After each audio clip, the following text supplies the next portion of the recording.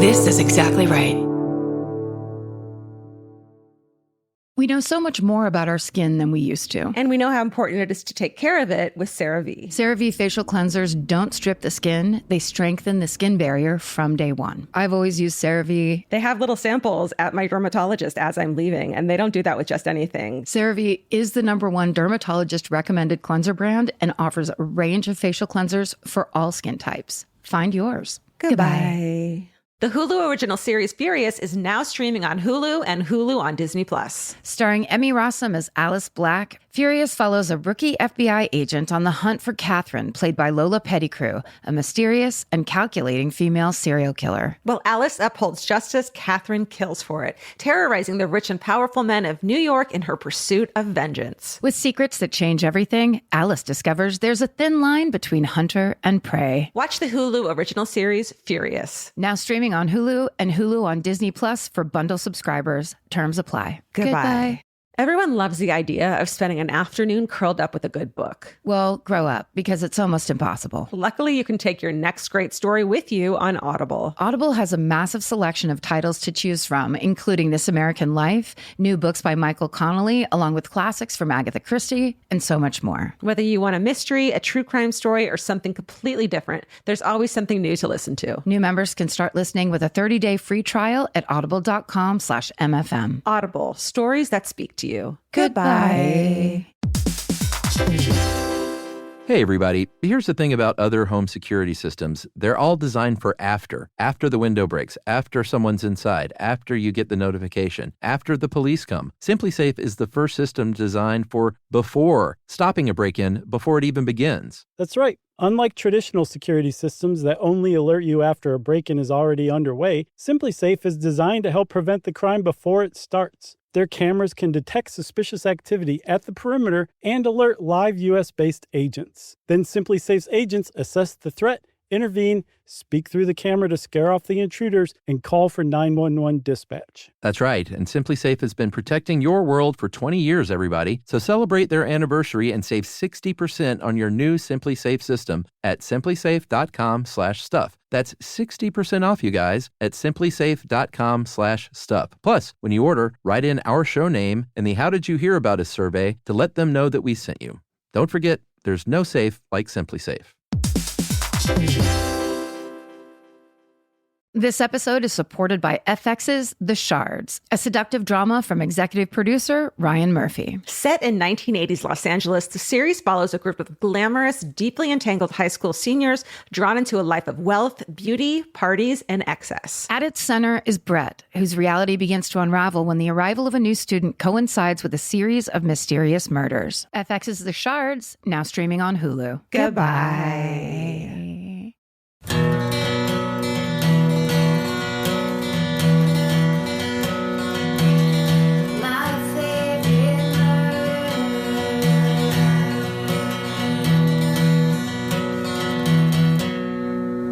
Hello and welcome to Rewind with Karen and Georgia. Every Wednesday, we recap our old shows with all new commentary, updates, and insights. Today, we're recapping episode 90, which we named Peak Experience. This episode came out on October 12th, 2017. All right, let's listen to the intro of episode 90. Steven, if you have to be like a fucking on the street reporter when we're being so interesting. Always be recording. ABR. Everyone knows this. Always be recording with us. If we're going to talk about Gerard Depardieu, we need everyone to hear it in the world. Breaking news, America. Gerard Depardieu admits to drinking 14 bottles of wine a day. God damn. Dude. His teeth must be more stained than mine. I mean, not stained. They're falling out. I mean, perhaps, but he's so drunk he doesn't give a fuck. I think that's how much Andre the Giant would drink. That's right. And do you know that? And he'd eat like 12 chickens and drink like 17 six-packs of beer. I wish Vince were going to ask him, because that's what he would actually do. And when Vince always hated red wine, and then he found out that Andre the Giant loved Bordeaux. Uh-huh. No, I'm sorry. He loved Beaujolais wine. So we tracked it down, and now we drink Beaujolais wine because Andre the Giant drank it. You know that I love Giants, right? No.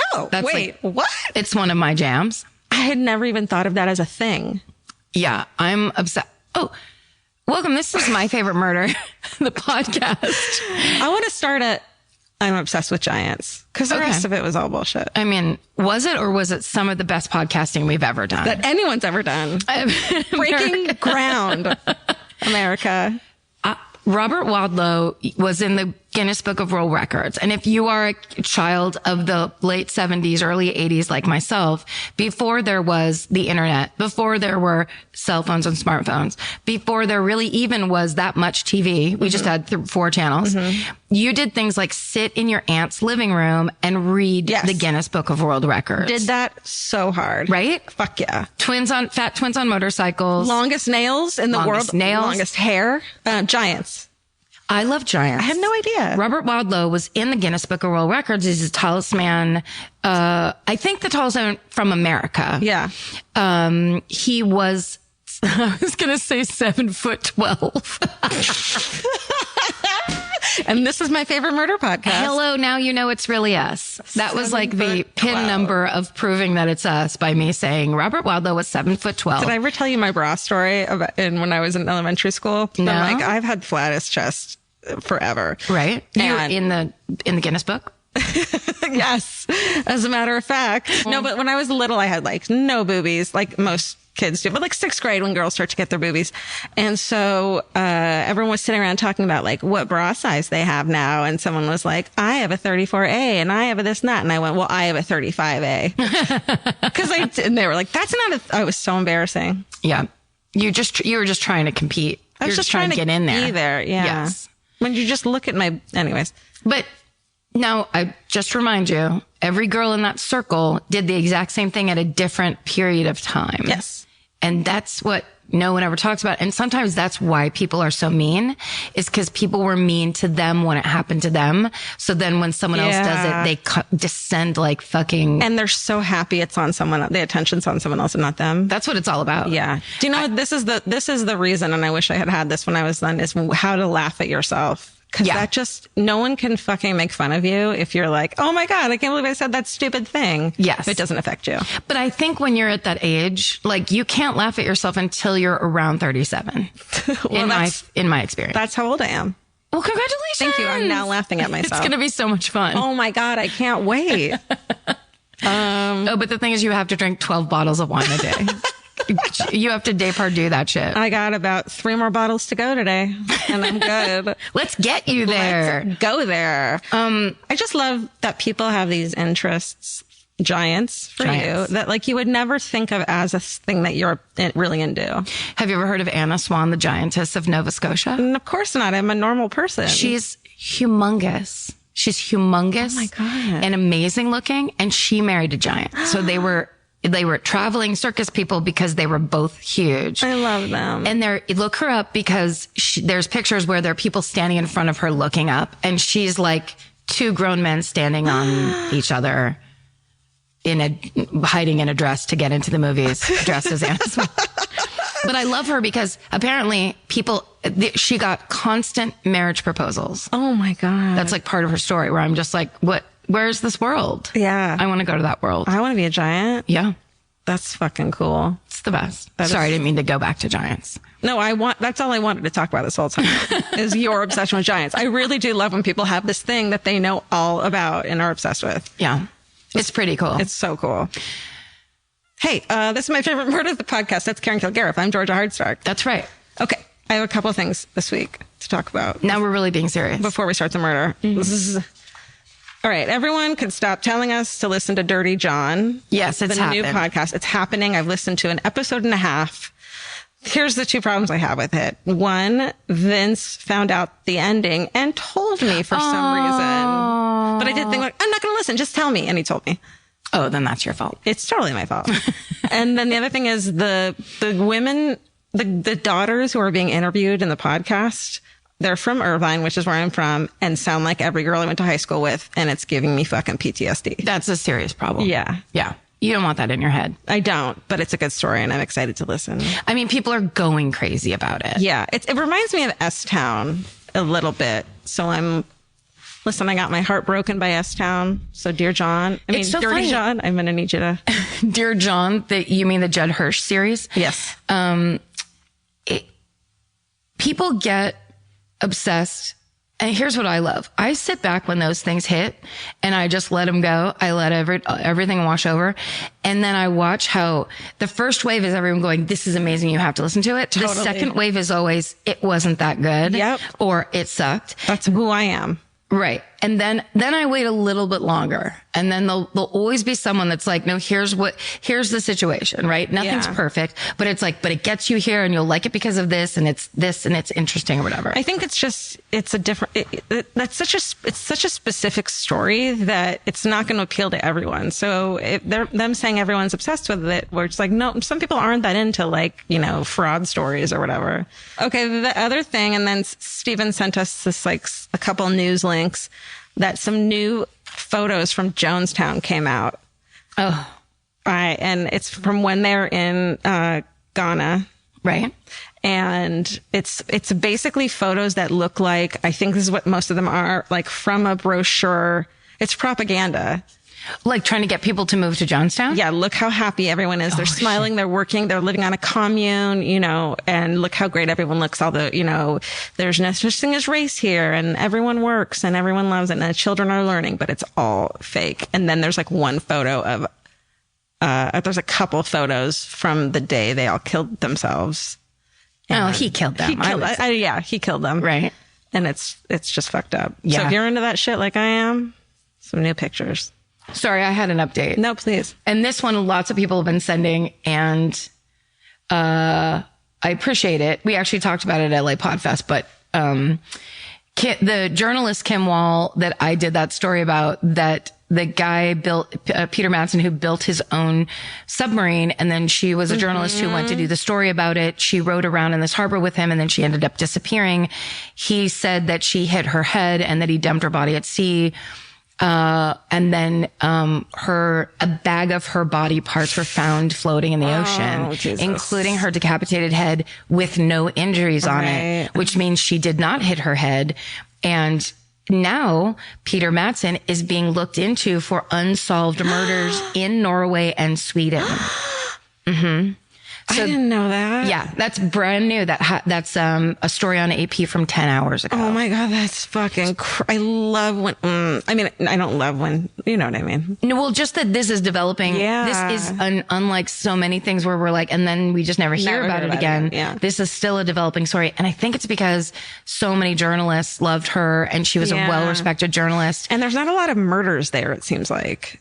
So where it's in Norway and or Sweden or wherever this was Denmark, I think, right?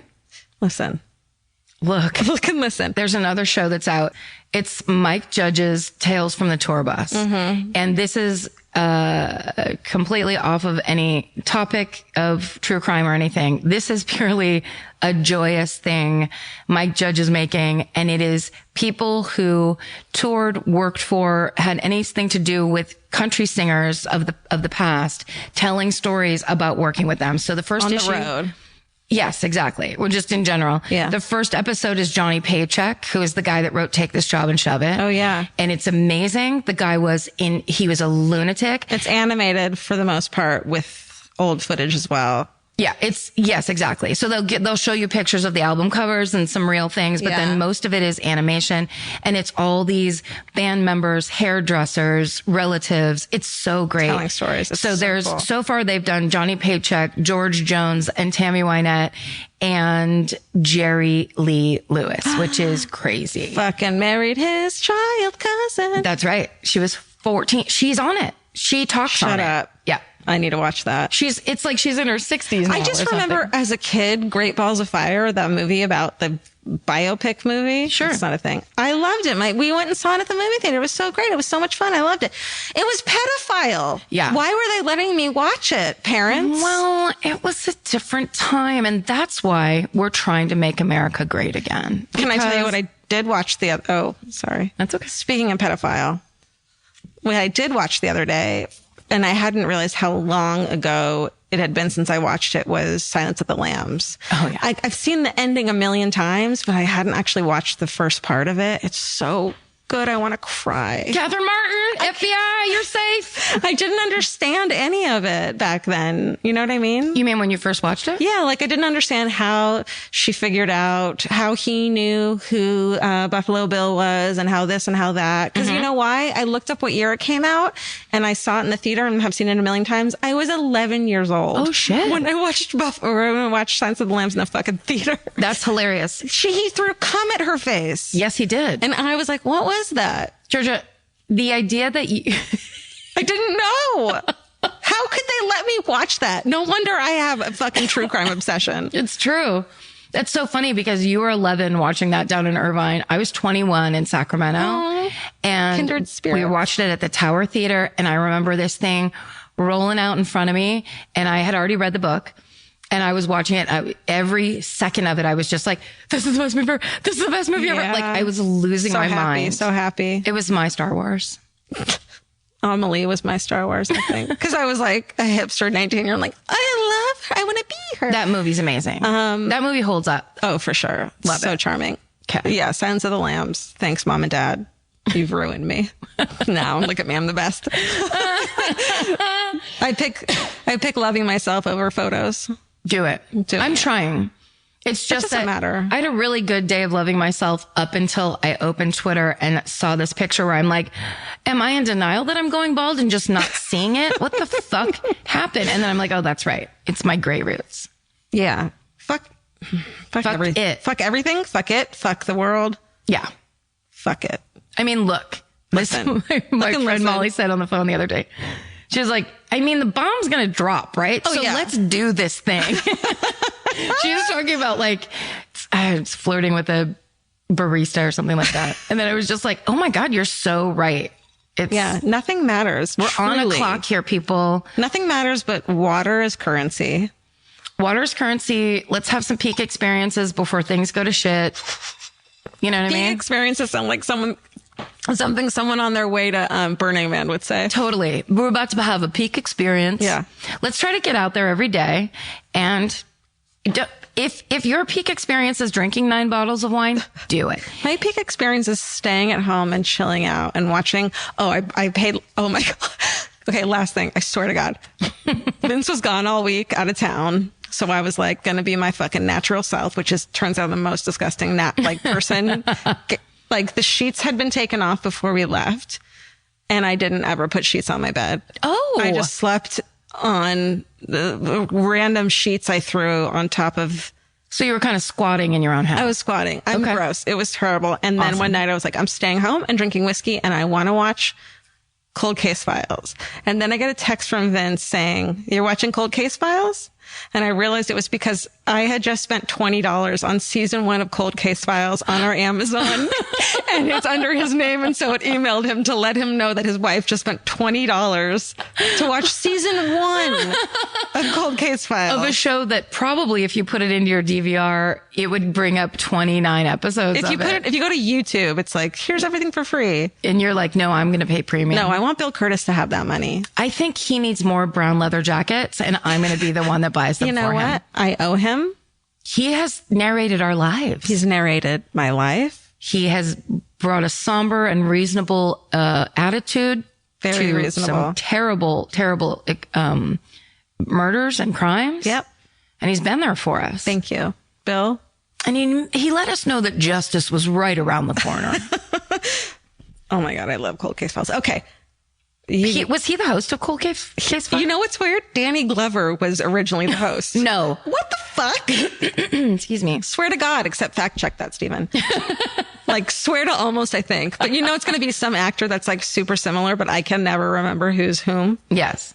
Who's whom, though? You do remember to say whom. I mean, I'm not that stupid.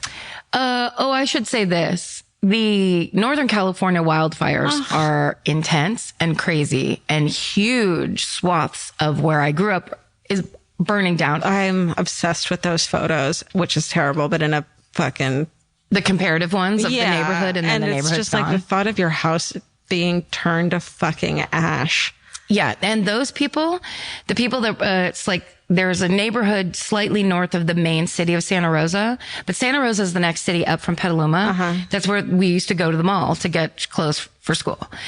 you had to go to the next city up. And the neighborhood, it's like a little bit north of the main city. The people were woken up at 1:30 in the morning with people just saying run. They didn't get any kind of emergency. Like, it was just panic, grab whatever you could and run out of your house as like the flames were coming. Did you ever think about, like, aside from pets, obviously, what you would grab? Yeah.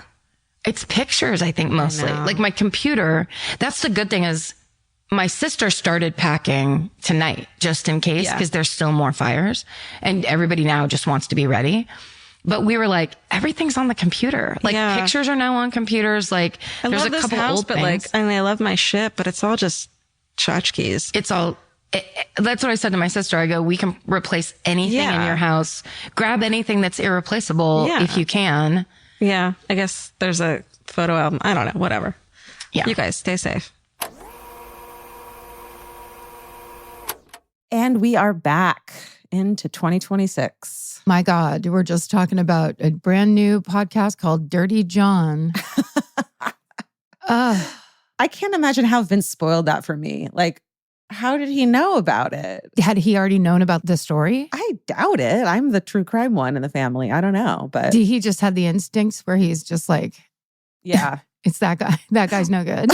Definitely. Speaking of being that guy no good, Gerard Depardieu is just like a fucking trash monster, it turns out. Yeah, that didn't all pay. It's so weird having a show this long where you can literally look back for like almost 10 years before and be like, yeah, that actually didn't pan out so well. That didn't age. Us talking about Gerard Depardieu? No, it did not. Him, us. Nobody's getting out of here alive. I'm telling you that right now. Danny Glover, no way. No, Danny Glover has nothing to do with Cold Case Files. Where did I get that from? That would be great, though. Can I suggest it? I mean, I think you were thinking of a different show and a different host, but that was what it was like back then. I'm saying that we just didn't know anything, and that's okay. We really were like, oh well, whatever. Yeah. Throw it out there. Steven, keep recording because this is brilliant information that they need, Steven. Still very funny. Also, sorry if anybody's going to call me a latecomer to this whole Giants trend. Bullshit. I was so there for crazy. How hilarious is that? We were just talking about it. But I was like, I didn't know you liked Giants. What? That's right. We can't remember everything from 10 years ago. That's hilarious. It's actually perfect timing because MFM Animated's newest episode is literally called Karen Loves Giants. I won't drop it. It's on our YouTube page at youtube.com/exactlyrightmedia. Well, you shouldn't because it's new information for me every couple of years. Yeah, it's good to update other people about our little preferences and our peccadillos. Sure. Is it peccadillos? Peccadillo? Yeah, something like that. I was just thinking, imagine if they came out with an Italian giant. I'd lose my mind. They came out with an just like, there's a line, there's just a fucking... Apple comes out with an Italian giant that you can have in your home. If you know an Italian giant, please email us at my favorite. I'm sure there's one out there already. There's gotta be. They make them in every flavor, right? It's like, there's gotta be. Someone do something about my needs being met. I have other stuff to do and I can't do it for myself. It explains the 12-foot tall skeleton now, though, like really well. Yeah. You know? It's all been in there. Yeah. Just waiting. I like miniatures and you like enormous things. So. Opposite seas. Oh, yeah. We're going to get into this episode now, and we absolutely should because, oh man, I can remember you telling me this episode and the information that you were giving about the real story behind the Amityville Horror murders.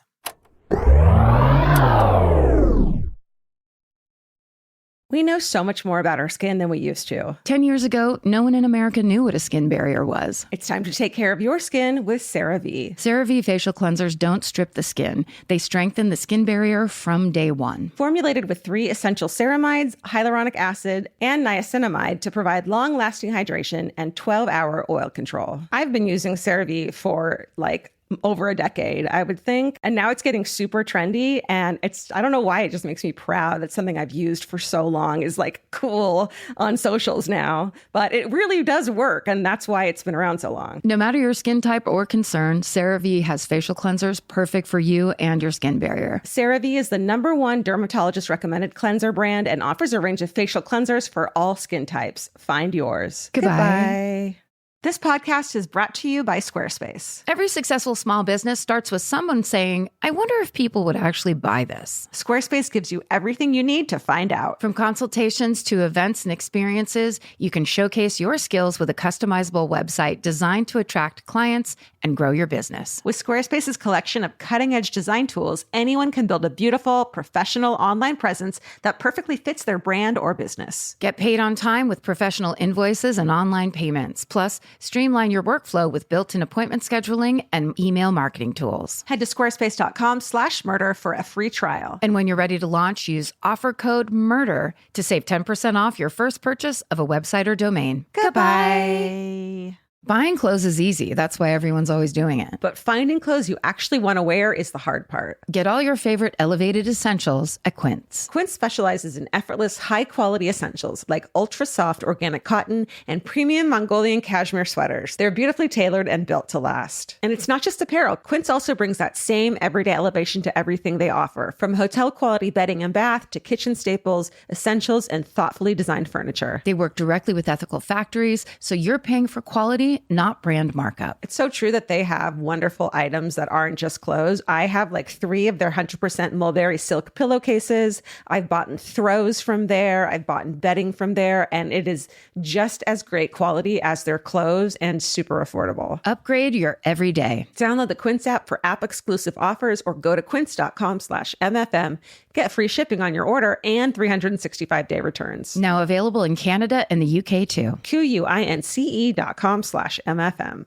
Goodbye. The right piece of furniture can completely change your room. And your life. It's amazing what one good couch can do for morale. And that's why there's Article. Article makes it effortless to create a stylish, long-lasting home at an unbeatable price. They take great care in curating their collection, focusing on pieces that stand the test of time. There's no filler. Every item is chosen for its craftsmanship, design, and lasting value. And with Article's 30-day satisfaction guarantee, you can shop with confidence, knowing that if you're not completely in love with your new furniture, you can easily return it. I recently needed to replace my old outdoor dining room table and chairs, so of course I went straight to Article. They have the Sarik outdoor dining set. I got it in khaki green. It's such a cute, like minty green. It looks so good in my backyard. I can't wait to have alfresco dinners all summer.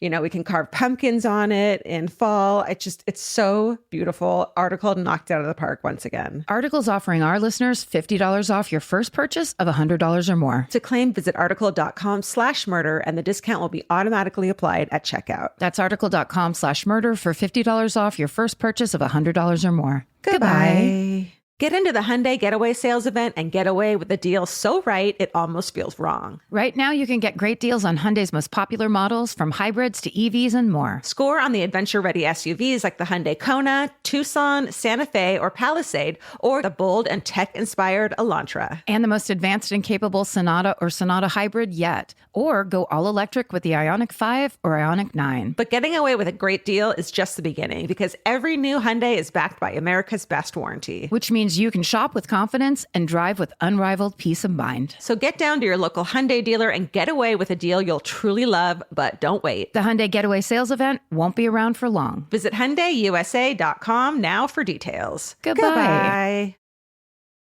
Are you first or am I first? I think it's you. Steven? I think it's me too. Yeah, because you. Oh, yeah. Yeah. Are we counting that? Yeah. We're counting what happens to us. We're counting what we decide. Yeah, exactly. And I'm going to go first. All right. Have a peak experience with this one. All right. It's October. Everyone's favorite month. It's fucking Halloween time.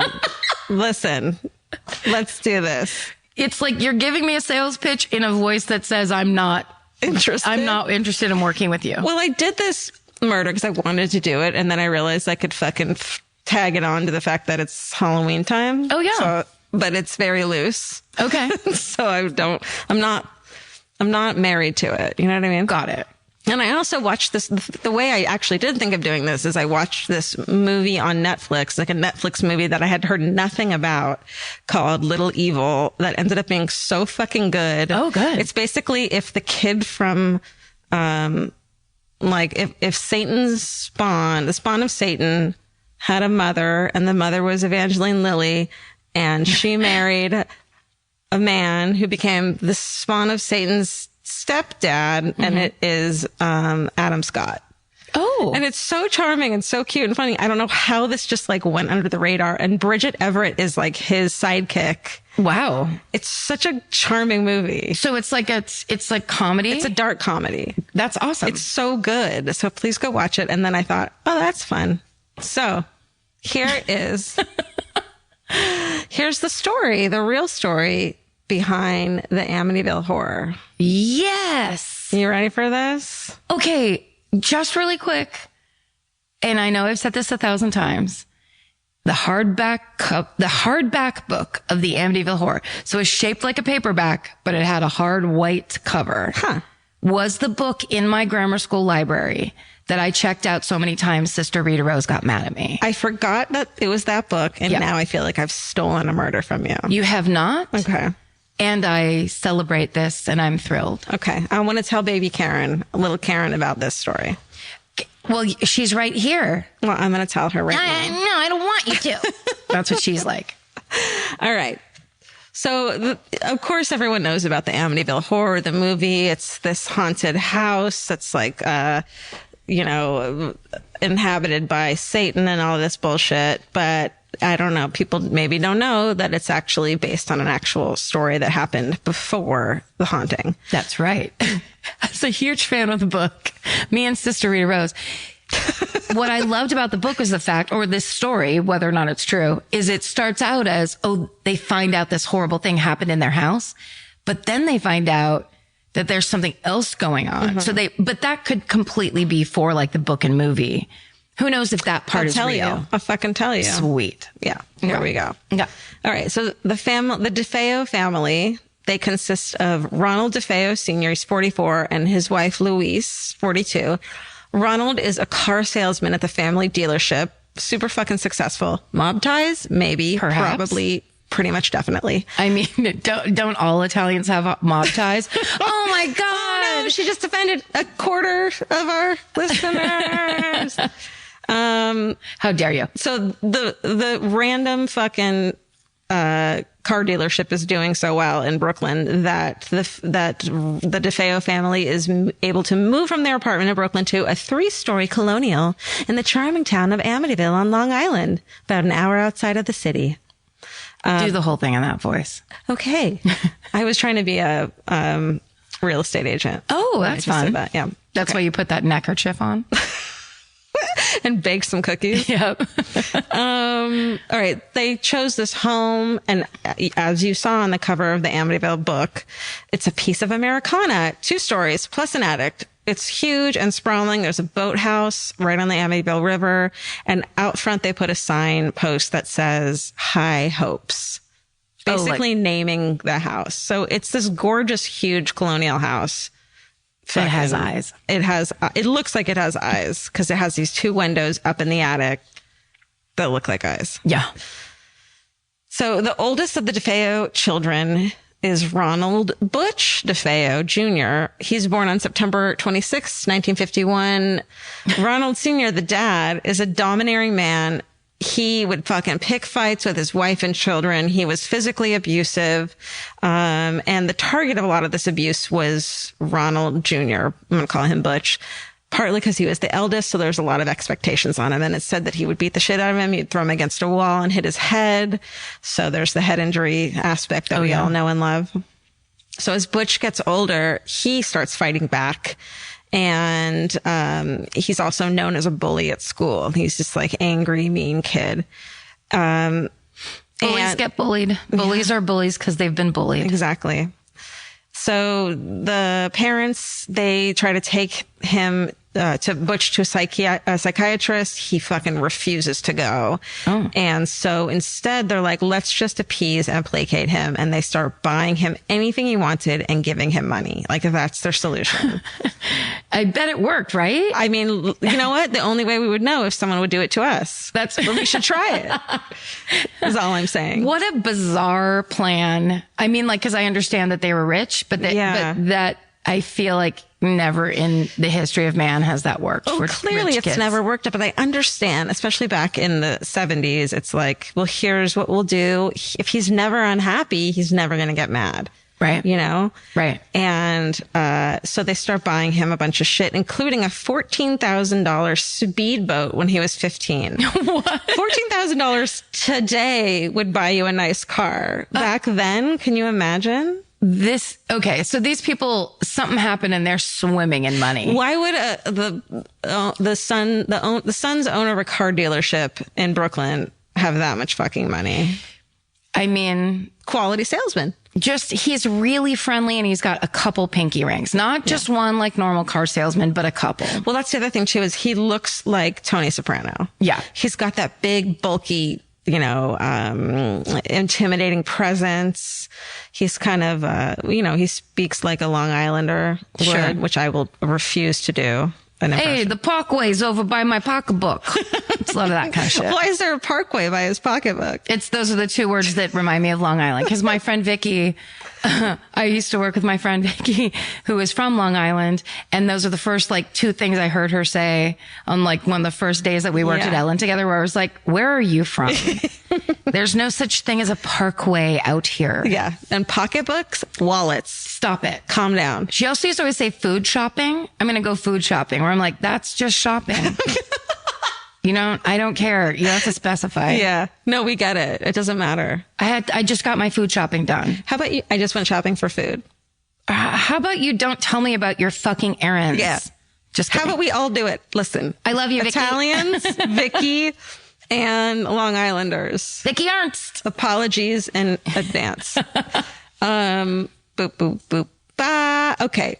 Of course, not surprisingly, it only made things worse. And by 17, Butch had become an LSD and heroin user. Oh. Which is like heroin in the 70s. Crazy, right? That's when it was really organic. It was just a gorgeous golden brown. It was like a pure trip.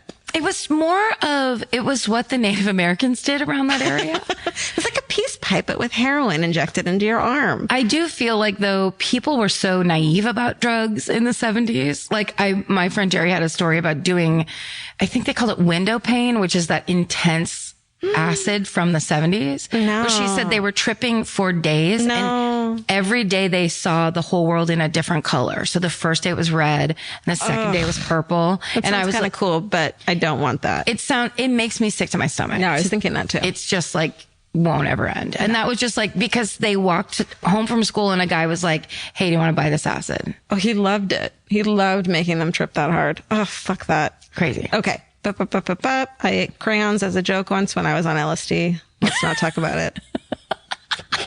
My friend and I were like, let's chew these crayons up and see what happens when we spit them out. I bet it'll be really pretty. Oh my God. Cut this immediately. Was it pretty? It was gorgeous. I wore a vinyl dress to my own Christmas party and I was answering the door and people were like, are you okay? And then I realized it was because I was so cold, my lips were blue, but I was like, this outfit is amazing. I look like I'm from space. Hosting a party on acid, not a good idea. Never, ever. Don't do drugs. Okay. Don't do drugs, everybody.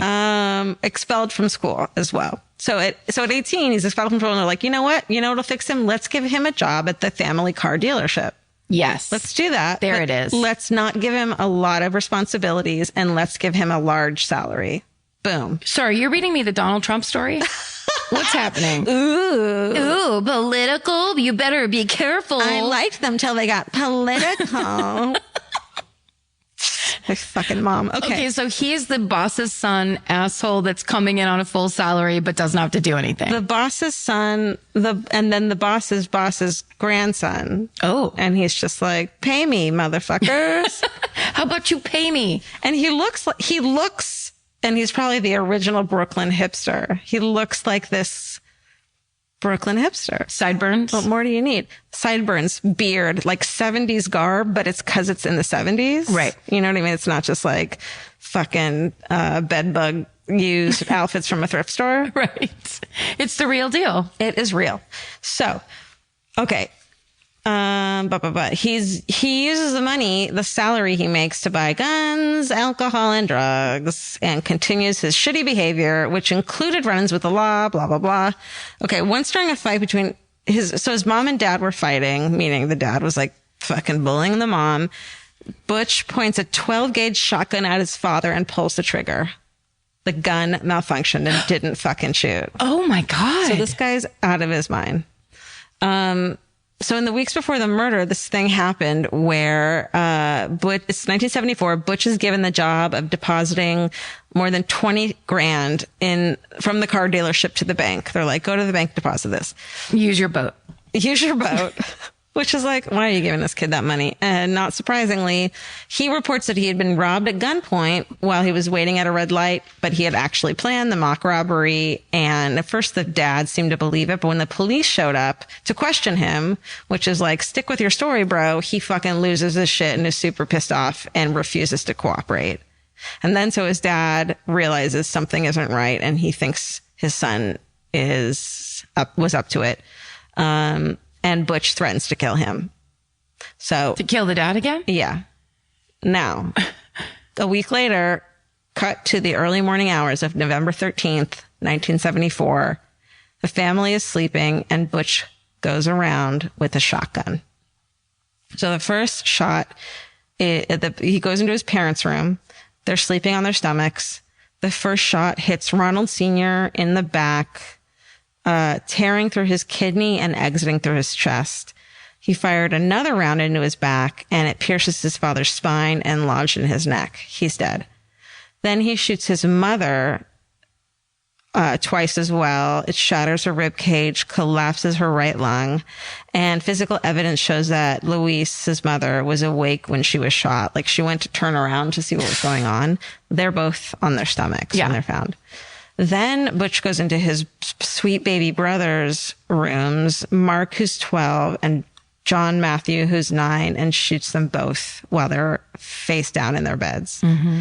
And then he ends by shooting his sisters point blank. First is Allison, who's 13, and he shoots her in the face. And then his young, and she's killed instantly. And then he turns on his sister, Dawn, who's 18, and shoots her in the head, blowing off the left side of her face. Mm-hmm.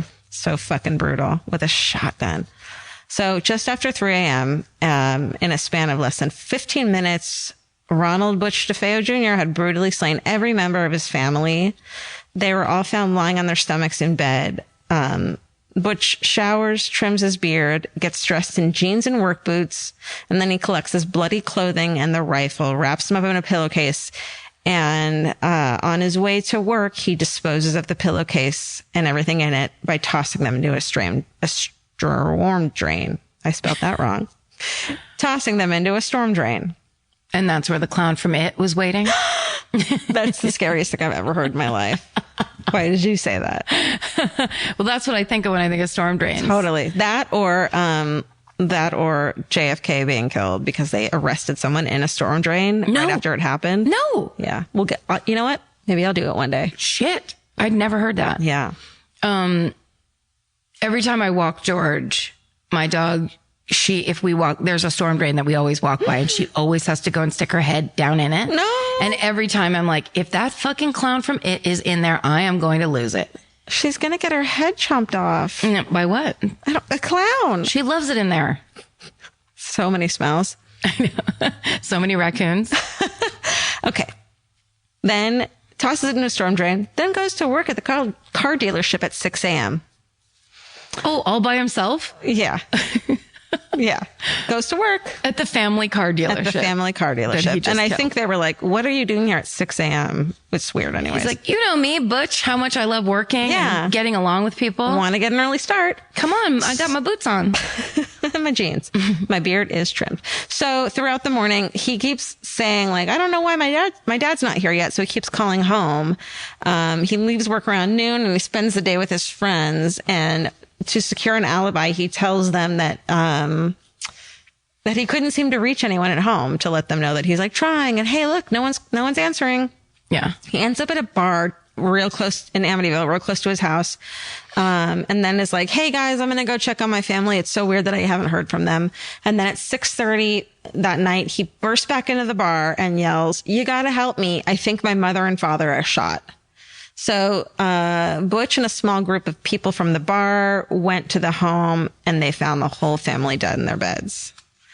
When the detectives questioned Butch about who could be a suspect in the murders, he told them that he believed that a mafia hitman named Louis Fellini may have been responsible, and that his whole family was like in with the mob, and that they had wronged the Fellini family in some way, and they were pissed off at him.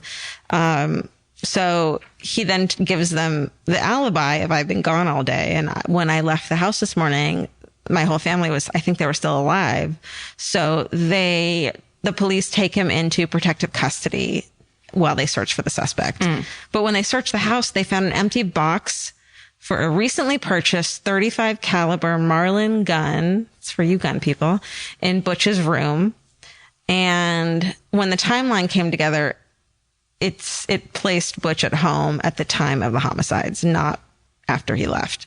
So when they question him, he begins to change his story. He says that Fellini had appeared at the house early that morning, put a revolver to his head, and dragged him from room to room as they murdered his family. Him and an accomplice murdered his family, making Butch watch. Mm-hmm.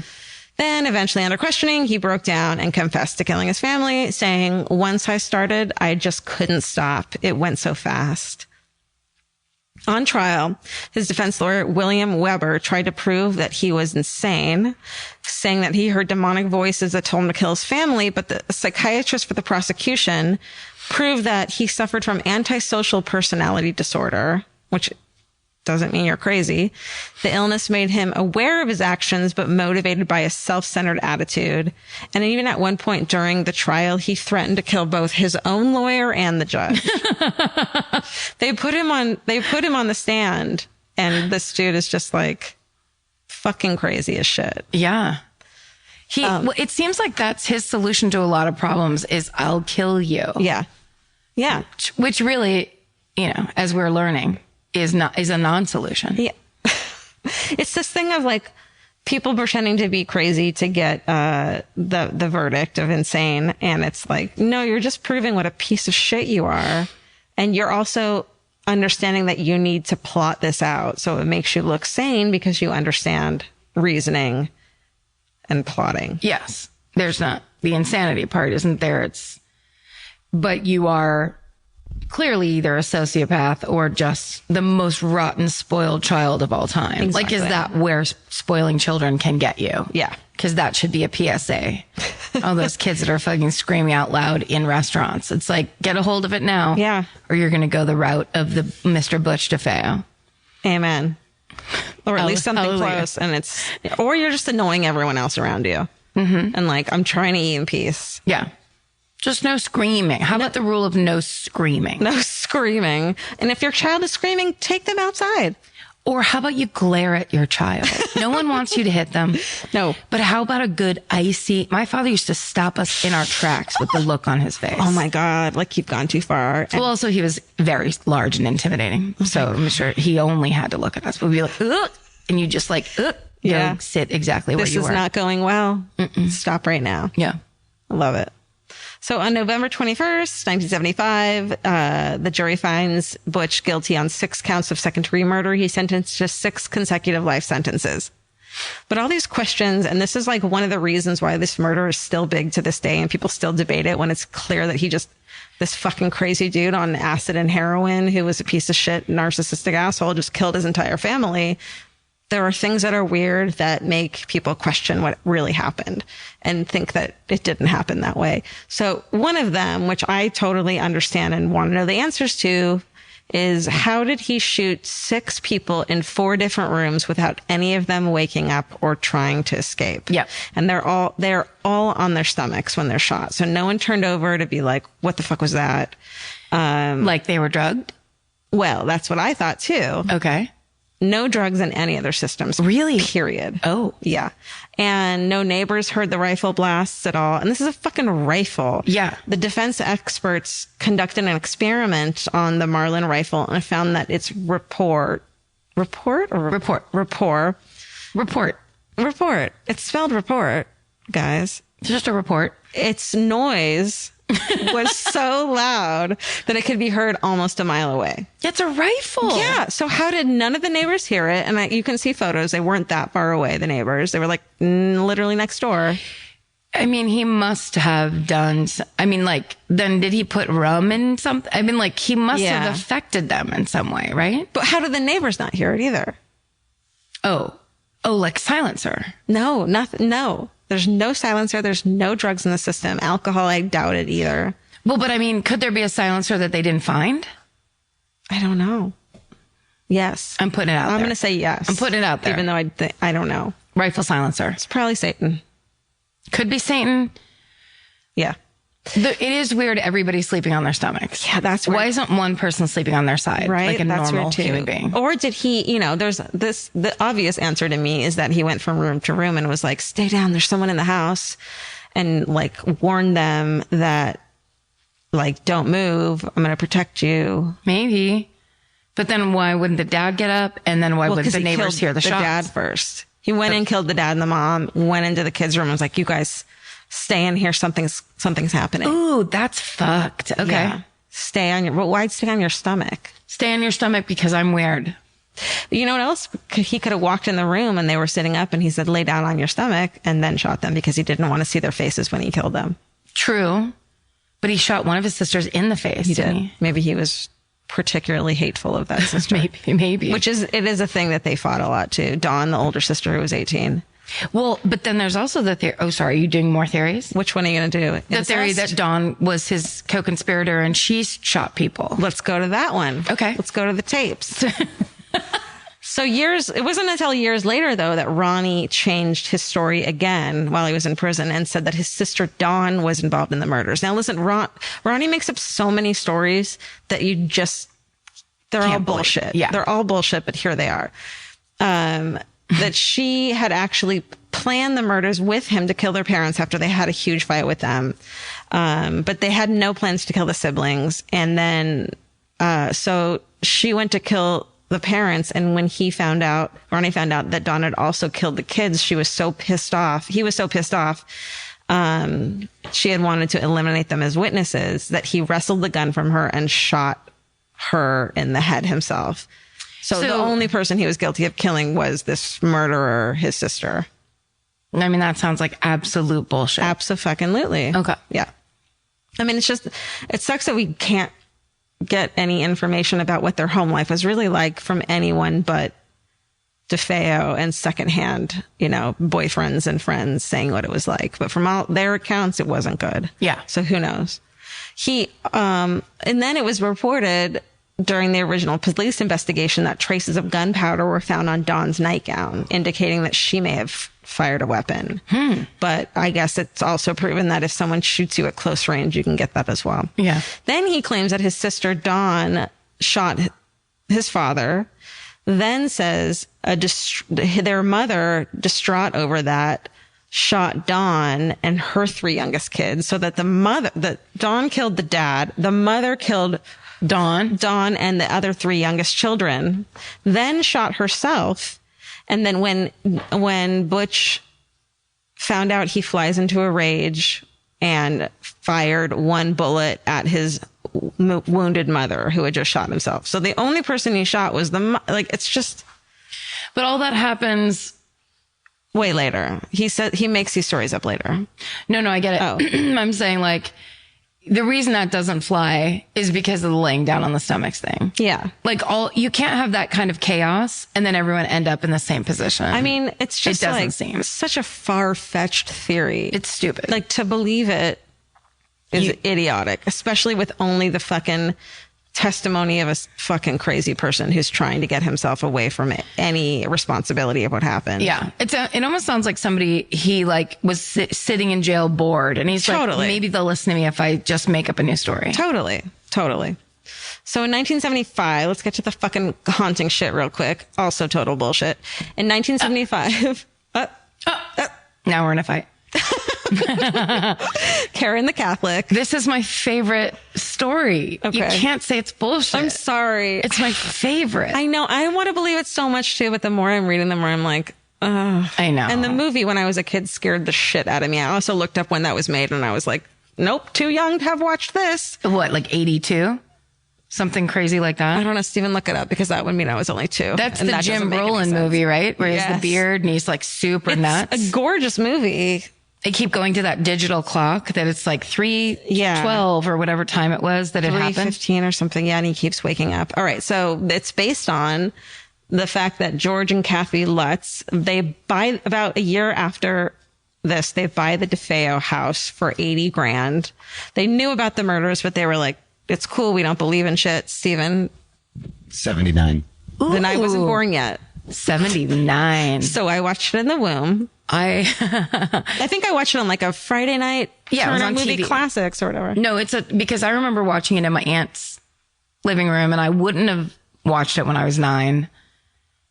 Yeah, it was on TV. We must have been home alone, turned it on, and then I wanted to kill myself. It was like a creature features thing. Yeah. Where you're just like, what's this? Yeah, it terrified me. Okay. Remember the flies on the window? The flies in the window. Wasn't there a scene where like they were standing outside of the house when they had left it and all the lights were flicking on and off and all this crazy shit was going on inside? Yes. That scared me more than anything I ever had until I watched it. Wow. I mean, it's not that big of a deal. I was a scaredy cat as a kid. It's a very big deal. Thank you. All right. Okay, so they buy the house. They're like, no big deal. We got a good deal on it. So George and Kathy and Kathy's 3 kids from a different marriage moved in. That doesn't matter. Then weird shit starts happening. What's happening? What? It doesn't matter. I mean, I don't need to specify that she had 3 kids from a different marriage, you know? It was just like, That's fine. okay. Like, I don't want to shame her. Like she's a divorcee with 3 kids. You know what I mean? Like, I don't know why I did that. Like, I'm not judging her. It seems like information you're trying to convey. Like, I don't need to. It's unnecessary and it seems... So they were born out of wedlock? No. They were born... Kidding. Listen. Let me tell you about her life. Okay. She was a tramp. Okay. So they have a priest come to bless the house. He said he felt an unseen hand slap him. Yes. In one of the rooms and heard a voice saying, "Get out. Get out." They said that they had crazy things happen, like windows and doors would lock inexplicably and then open and close. A devilish creature was seen outside the window at night. George was seemingly, quote, possessed by an evil spirit, and green slime oozed from the walls and ceiling. The family, there was apparitions of hooded figures, clouds of flies. I think I already said that. Cold chills, personality changes, sickly odors, objects moving about on their own. And then the youngest Lutz child, the little girl, became friends with a devilish pig, evil demonic pig, imaginary friend called Jody. Yeah. Jody the pig. Jody the pig. Good old Jody the pig. And then Kathy reports that she was often beaten and scratched by unseen hands, and that one night she was levitated off of her bed. Shit. And then George says his wife was physically transformed into an old woman with the face and hair and wrinkles of a 90-year-old woman, which I'm like, that's insulting. Keep that to yourself. You know what I mean? Like when Vince is like, you have too much makeup on. It's like, shut up.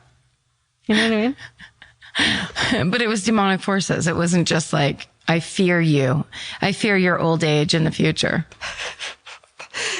Okay. And then he'd wake up at 3:15 every morning. Oh, 3:15, when the murders happened. So just 28 days after they moved in, they fled the house. They left all their clothes in the closets and food in the refrigerator. By the way, when they bought the house, it had all of the DeFeo's furniture still in it, except for the mattresses where the kids were fucking murdered. No way. So what the fuck is wrong with you people? Like, redecorate, man. Like the real estate agent's like, you can buy this as is. Yes. And it's a bargain. You know that murder house in Los Feliz that's been fucking closed up forever? Yeah. Like, can you imagine buying it? Be like, well, this is great vintage furniture. Just leave it. Yeah. No. Well, you'd have to really sage that thing. Yeah. You'd have to really clap those corners. You'd have to light some sage and then light the house on fire with it and burn it to the fucking ground. Go ahead and take that insurance check. Yeah. And buy yourself some mid-century modern furniture. Then figure your shit out. Yeah. And stop it. Buy a McMansion. Okay, so they end up publishing the account of the hauntings in a book that was written by, that they worked on with Jay Anson called The Amityville Horror, True Story, which we all know and love. Published as nonfiction in 1976, sold more than 6 million copies.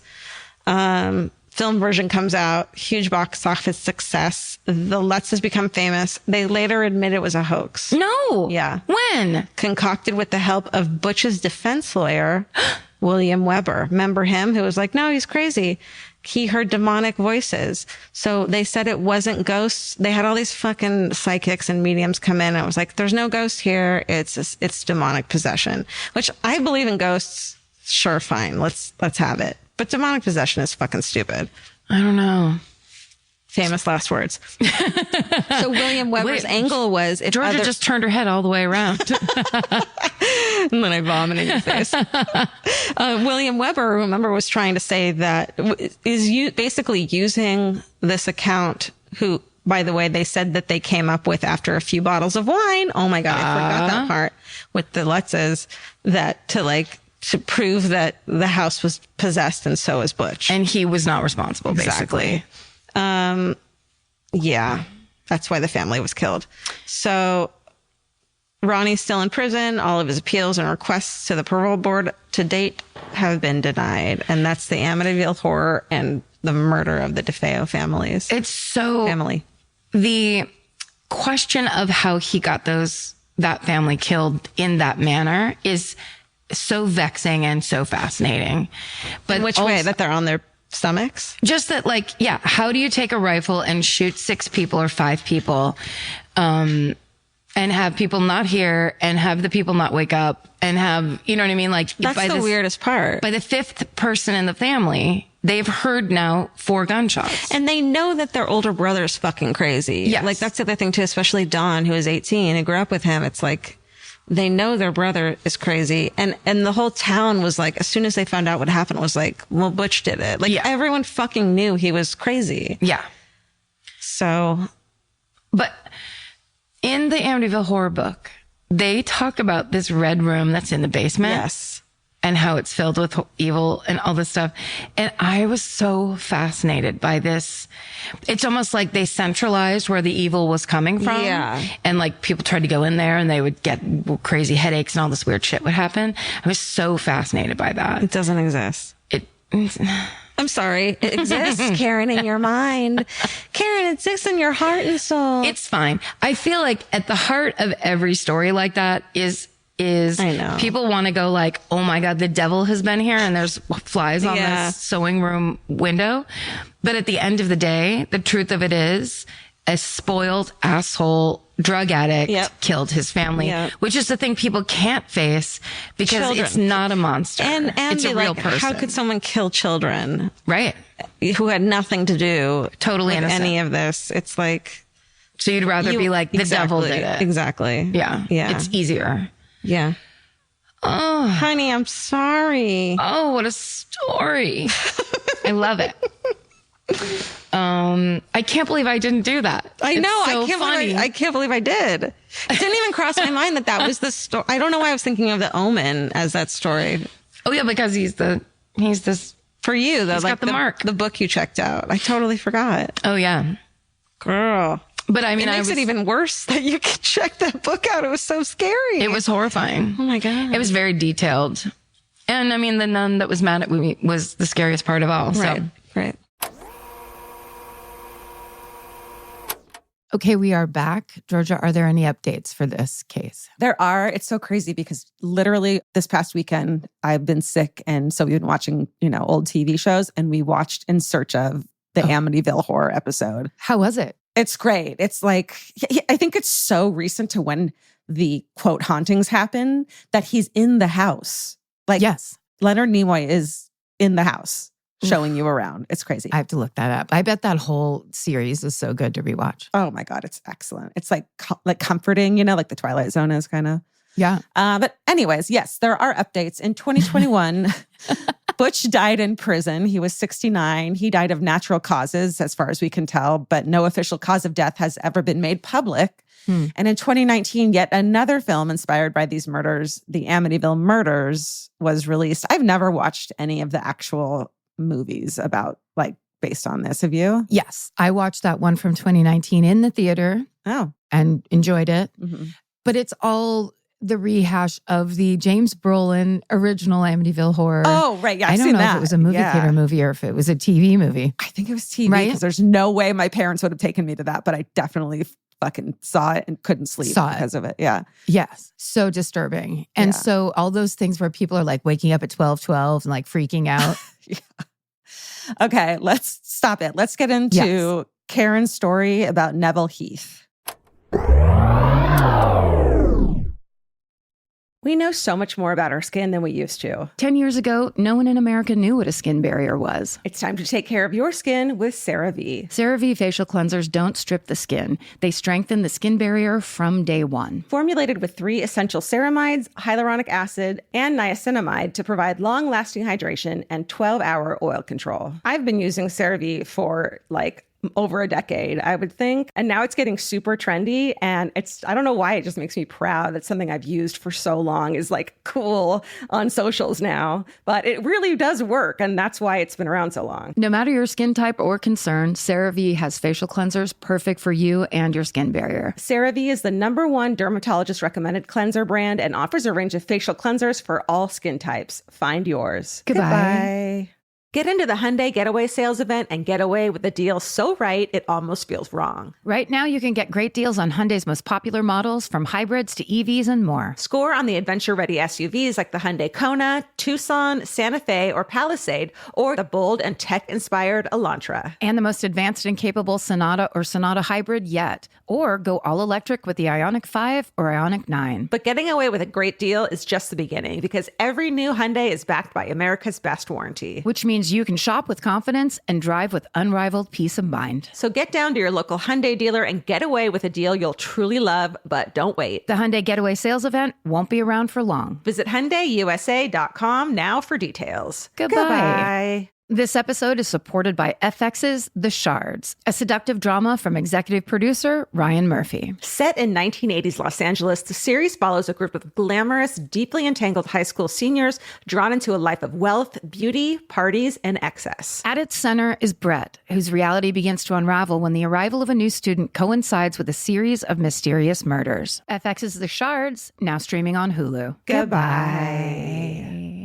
Grocery shopping seems like it should take 20 minutes. And then 2 hours later, you're standing at the checkout with a frozen pizza and 6 different types of chips. Lucky for you, there's Hungry Root. Hungry Root is like having your own personal shopper and nutritionist all wrapped in one. They'll take care of the weekly grocery shopping and recommend groceries and meals tailored to you. Once you tell them about your goals and preferences, they fill your cart with personalized recommendations. And those recommendations get smarter as Hungry Root learns more about what you did or didn't like. Most of Hungry Root's recipes can be made in just 15 minutes or less. You can't get any easier than one pan shakshuka. I've always said that. Yeah, I love the convenience and also the fact that I don't have to go park anywhere. Thank God Hungry Root's around to help us shop and help us build really healthy and delicious meals. For a limited time, get 40% off your first order, plus get a free item in every box for life. Go to hungryroot.com/MFM and use code MFM. That's hungryroot.com/MFM, code MFM to get 40% off your first box and a free item of your choice for life.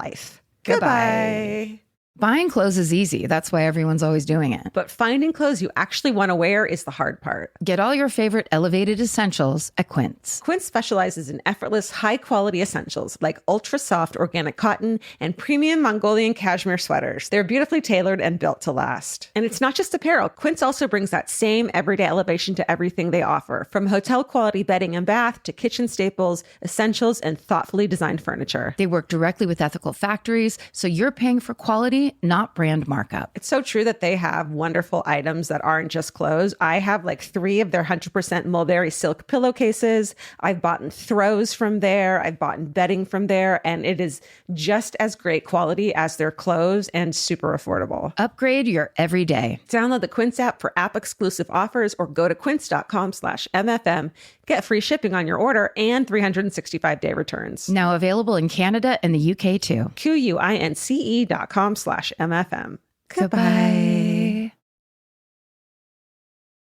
I did my usual thing where I was watching, on Tuesday, I was watching true crime shows all day. And then I'm like, well, I didn't do anything today, so I better pick one of these, an episode of one of these things, and do my murder from one of these shows that I just watched. Great. And actually, a ton of people told me this, and I knew it, but I didn't realize they were saying, so there's a show called Murder Maps on Netflix. And it's basically all these murders that have taken place in London, or I think England generally, but mostly London. Okay. And most of them are really old, and it's such a good show. And the guy that's the narrator host, I think his name is Nicholas Day, is so dramatic and awesome. And it's just great. I love it. And so I'd already watched the first 2 seasons. So every time people would be like, you've got to watch Murder Maps, I'd be like, girl, I've been there and back. Well, there was a season 3 and I didn't know. I think that's what people were trying to tell me. Yeah. I'm going to try to be a better listener. So that's what I was watching. And so this is the story of Neville Heath, the lady killer. So I'm going to take you. Oh, also, I just want to say, it's this episode of Murder Maps. There's a guy that's one of the talking heads, and his name's Neil Root, and he wrote a book called Frenzy, Heath, High, and Christie. And it's basically about the 3 British serial killers that were caught after World War II. Wow. And John Christie, I can't remember if I did him or not, but he's that guy. I don't think I did. He's really fucked up. I can't remember what the other guy is. And then the third guy's my guy for this. And it's just fascinating because maybe the high guy there was somebody that during World War II, during like the Blitz, when London was getting the fuck bombed out of it. I read about him. He was killing people. Like in an alley or something like that. Yeah. They would find bodies and they would assume, oh, this must be another thing from the bombing. What a another dick. Victim. Victim, thank you. It was trophy. It's been a long day. It's been a long day. Okay. So anyway, these were all really good stories, but this guy was especially interesting. So I'll give you a little history as they do in Murder Maps to kind of set the scene. Yes, please. May 8th, 1946, it's Victory in Europe Day is what they called it. So finally World War II is over. And England and London specifically have just gotten the shit beaten out of them. Oh yeah. It's pretty amazing how badly London was bombed and made it. If you go look at, there's a lot of those photos of before and after. Yeah. And it's insane. It's insane. And what I really loved, and that what this show is really good at doing, is they started talking about how it affected the culture. Cause so for over 6 years, basically all of the men left, went off to fight war. All of the women took over their jobs. I never knew this. But in that time, of all the, women had hard labor jobs, and they were talking about it in the setup of this, and women built the Waterloo Bridge in London. No way. And when the narrator says that in the show, it cuts to this live black and white footage of all these women sitting in basically what looks like men's work gear, smoking cigarettes and sitting on the bridge. Yeah. As taking a lunch break from building it. Dude. And that's what happened, as everybody knows, all the men were gone. So women became truck drivers. Women worked in factories, made bombs, went into the army themselves. It's kind of amazing. So then when the war ended and all these soldiers came back, they thought they were just going to take their jobs again and everything would be normal. But this culture shift had changed that was so radical where women were like, well, fuck you. We had to do it out of necessity. And now we're like, we can do it. And also, why didn't you tell us pants were so comfortable? Yeah. How dare you keep pants from us for this long? Only the horse ladies got pants? That's bullshit. So I think that part is very exciting, where it was like a woman's movement purely by necessity, where it's the whole we can do it thing, where it's like, not only can you do it, you're fully going to do it, and then you're going to want to keep doing it. Even though men are back and they're like, no, I work at the factory. And they're like, get the fuck out of here, buddy.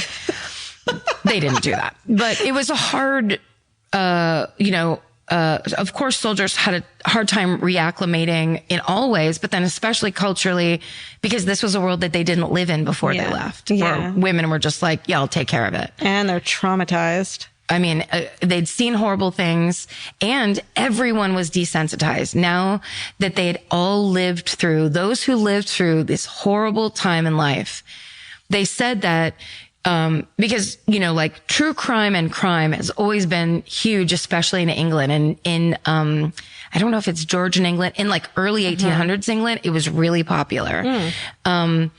But after World War II, people who had watched their neighbors be blown up by bombs or lost their brothers and husbands and, boyfriends in the war, they'd all become incredibly desensitized. So people didn't shy away, or like death and murder were not taboo anymore. They were very interested in it, because now it was like, it's not happening to me. That makes sense. So they're finally like, oh, I can read a story where it's not me with the bullet coming at me. It's like this happened to somebody and it's not in the fucking battlefield and all this. Exactly. It's like almost a bigger relief. Right. So that's kind of like the world they live in.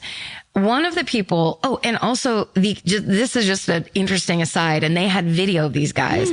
The true crime reporters of the time from all of those major newspapers in London, they themselves became famous because the stories they reported were getting so popular. Wow. They called them the murder gang. And they were like the crime reporter from the Sun, the crime reporter from the, whatever all those newspapers are. It was kind of the beginning of British tabloid reporting, and these true crime guys were like big time. The true crime gang. The murder gang. Oh, that's what I meant. Yes. I could feel that. So they were kind of like local stars. One of the guys that came back at this time was a man named Neville Heath. Now, he was not although he was, very good looking. He kind of looks like the actor Patrick Wilson. You know, that guy. He's like blonde, kind of wavy hair, cleft chin. He was in like Little Children. He was in, he was in all the Conjuring movies. He plays he's great. This guy looks like that guy. He is a tall, beautiful, blonde man who had gone off and was in, he had, joined the RAF in 1937 when he was still a teenager, but he had, he came from like a nice middle class family, always had problems with criminal behavior, always petty theft, doing little things here and there. When the war effort started, he was like, I want to be a pilot. And so he joined the RAF, but then he stole funds from the mess hall. No. And he ended up going AWOL because he didn't want to face it.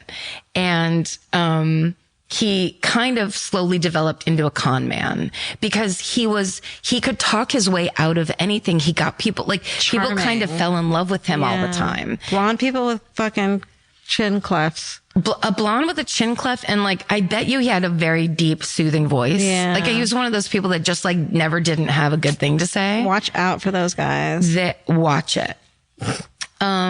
He also, he was doing all kinds of, he was eventually caught from going AWOL by trying to apply for credit by fraud. So he was using all these aliases. Yeah. He sounds like James Bond, kind of. Yeah, like a bad guy James Bond. Yeah. Okay, like a James Bond villain. Yes. In the making. But good looking. Were there any James Bond villains that were good looking? Male? I don't fucking know. That's a different podcast. It's called James Bonding. Demographic, yeah. He called himself Major Rupert Brooke. He called himself Lord Dudley. Of course he did. Gay. So he was trying to apply for credit under these false names, got caught. That's how he got arrested. He went to a Borstal, which is, it's a jail, but I don't know why that's different than a normal jail. They just feed you shittier food, probably. I think so. That's what it is. It sounds like they send you to Russia. It sounds like there's like hay on the ground in your cell. Oh, that's a horse stall you're thinking of. Wait, why don't I click this live link and tell you that a Borstal is a type of youth detention center. So he was so young, he was going to a youth detention center. We knew that. Right. I knew that. Don't act like I didn't know that, Listen, Georgia. We were testing you guys, you listeners. But here's the problem. He flourished in jail. Man. Here's a psychopath test. He's a full-on psychopath. Did you flourish in jail? He flourished in jail. The governor of the jail, they're called the governor, but he's basically like the warden of the boys' jail. He kept giving him leadership duties and eventually supported his application for the Air Force in 1939. He sounds like he could have been a really successful person if he had just not been a dick. If he hadn't been a cheater, pumpkin eater. Happy Halloween, everybody. We are on theme. This is a themed episode. We are not evergreen. We are of the moment. He tried to re-enlist in the Air Force when the governor supported his application. The Air Force was like, no thanks, criminal. You tried this already, pal, and you get that one shot. Yeah. He joined the Royal Service Corps and he was stationed in the Middle East.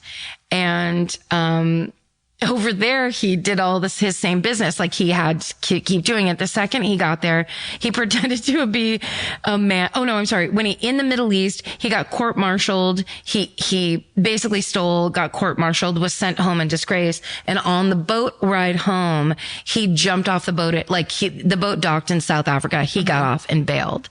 And escaped essentially. And then started calling himself, Captain Selway in South Africa. And, Captain Selway. Fun so far. I mean, yeah, he had a good time with it. He had a limp and a monocle as Captain Selway. And, our guy, Neil Root, was like, he was just an actor. Like he got super into these roles and he became the people. Dude, he's an adventurer. Until he kills people. So, let's see, I lost my spot. Beep boop. That's when you say dee doo dot. It really helps. I can't steal your bit. No, it's not. Dot, that computer wise gets me down to my spot. It helps. It really helps. Thanks, Stephen. He joins the South African Air Force under the name Lieutenant Colonel James Armstrong. Okay.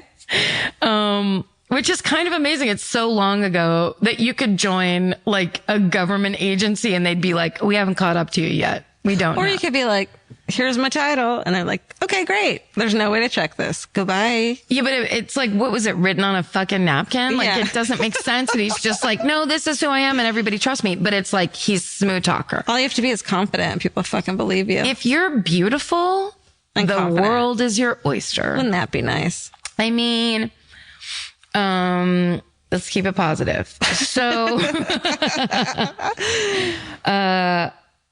so he flew missions as Lieutenant Colonel James Armstrong. But then finally they found out that he was this criminal guy. Because he couldn't fly a plane, maybe? He was like, meow. He was like at the time it was like World War II and it was like the Air Force pilots were the shit. Oh, for sure. They were the hotties. So he just wanted a slice of that. Amen. He got deported back to England. He arrived in January of 1946. Okay. He tried to go to the London School of Navigation because his idea is, I'll be a commercial pilot. And he actually went, studied there, worked really hard, tried. And then near the end, they found out about all of his court martials and all his bullshit from the army and basically being a criminal. And they told him, you will never be a commercial pilot. Oh, no. And they kicked him out. So his family thinks, like, he's telling the story of like, oh, I was a pilot in the army and now I'm going to be a commercial pilot and everybody don't worry about it. So now, he can't tell them that none of that's going to work out because he can't keep his hands out of the till.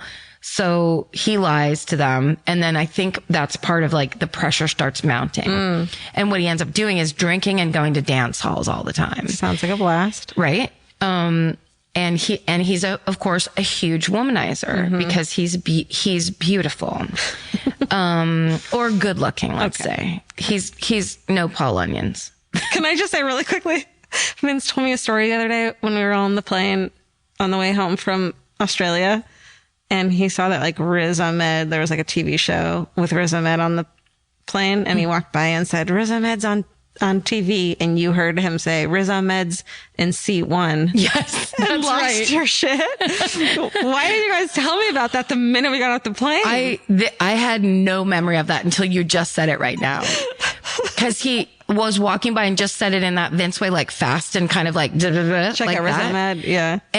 But the excitement he said it, like the look on his face was like Riz Ahmed's here. Yeah. And then I was like in my pod, all half asleep and weird. And I was just like, wait, what? I love it. Doesn't matter. It's not, I mean, I'm sure there are some people that would go and squat by their seat You and would be have like, sat on his lap. I the rest of the way home. I not only would not have sat on his lap, I would have had a mean look on my face in case he saw me and then looking at the ground the entire time. Do you know what kind of shitty friend I am? But like the best kind of friend is I would have been like, let's walk by him. And then I would push you into him. Yeah. So it looks like you bumped into him. You're the perfect wingman. I am such the wingman. Because you're going to work against all of my serious problems, which is the best way to flirt is to act like you're angry and walk away. Which has not panned out well. Just go act like a human and speak to the person. No! So, moving on. So Riz Ahmed. Riz Ahmed is back in England. Okay. No. So, Neville Heath he's under pressure. He's a failed pilot. He's acting and can, hold himself to be this person, but he actually doesn't have any of the cred. But he's meeting a bunch of women. He takes a room at the Pembridge Court Hotel in Notting Hill Gate, which is the main street in Notting Hill. Okay. That one I did look up. Okay. Notting Hill, the film that makes me crazy because why does he like her? Why? Why anything? That's true too. Okay, so he actually checks into this hotel using his real name. He just added the fake title, Lieutenant Colonel. But his real name is on the books. Do those even go together? I don't know. I certainly don't know. Can you be a lieutenant and a colonel? I mean, I would believe him because he did. One of the things he got in trouble for when he was in the army was misusing uniforms and medals, which is like that stolen valor thing. Get your story straight. I mean, he's just like, it's like, go be an actor in the theater, yes. You fool. That's what you want to do. Yeah, all the ladies. You can imagine. All the single ladies. All the single ladies. Okay, so when he has taken his hotel room. He's out at a bar one night and he meets a woman named Yvonne Simmons. He takes her out to dinner. He starts to romance her and he's trying to get her to come back to the hotel room with him. And she won't go. And so he proposes to her. And so she's like, okay, I will. No. So she goes, Yvonne. She buys it. He sells it in a way that she can buy it. She goes and fucks him. And the next day she goes back home to Banesbridge, where she lives. I think either with her parents or her parents also live there too. And now she thinks, oh, I'm engaged. And that's my fiance. This is an episode of Downton Abbey. I mean, it really is in a sad, dark Downton Abbey would not be a bad idea. Yeah. What's it called? Downerton Abbey. I was going to say something else and that's better. Downerton Abbey. Thank you so much. It's just goth. Everyone's goth. Takes place in the Middle Ages. Bless you. Bless you. Don't you dare edit that out, Steven. Don't fucking take a note. Oh. Leave it. Excuse Listen, me. we are real people. Oh my God. We have thoughts and feelings and sneezes. Okay. Okay, go. She goes back to Banesbridge. 4 nights later, Neville meets a woman named Marjorie Gardner. Now, she's an artist. She's 32 years old. She was married to a terrible alcoholic who she's separated from.